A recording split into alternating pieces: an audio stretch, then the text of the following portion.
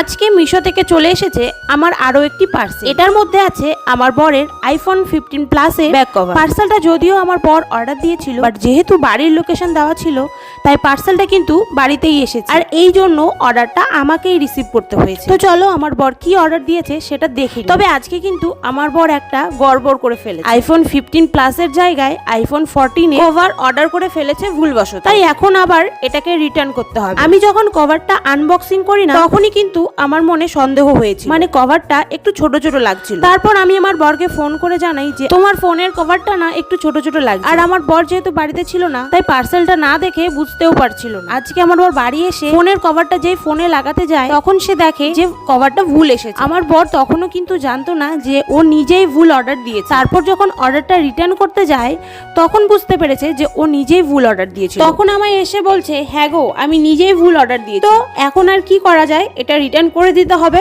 তো গাইস, আমার বরের মতো কার কার এই অবস্থা হয়েছে জানিও অবশ্যই। টাটা।